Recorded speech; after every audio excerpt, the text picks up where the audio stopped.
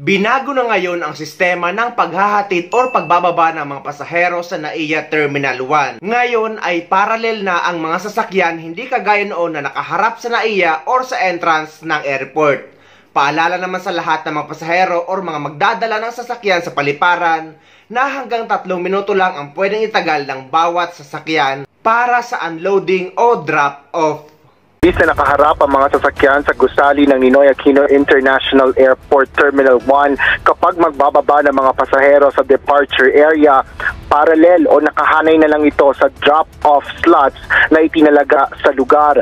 Inihayag ito ni Transportation Secretary Vince Dizon ang bagong traffic flow na ipinatutupad niya sa NAIA Terminal 1 kasabay ng isinasagawang inspeksyon nito sa paliparan.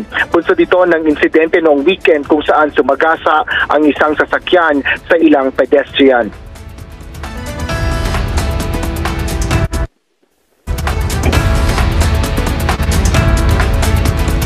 Napansin nyo, unang-una, yung ating traffic flow dito, bago na. Hindi na tayo nakatutok kamukha nung dati. No?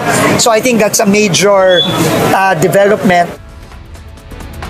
May tinalaga rin kaukulang espasyo para sa babaan ng mga pasahero at mga iba pang mga gamit katabi ng mga drop-off slots.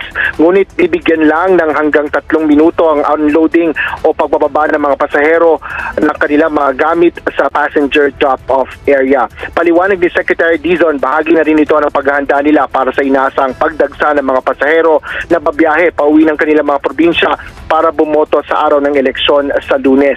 Sa datos ng Manila International Airport Authority o MIA, umabot ng nasa 7 hanggang 19,000 ang itinaas sa bilang ng mga pasahero sa mga nagdaang araw kumpara sa parehong petsa noong 2024. Ayon pa kay Secretary Dizon, kabilin-bilinan ni Pangulong Ferdinand Marcos Jr. na prioridad ang kaligtasan at convenience ng mga pasahero.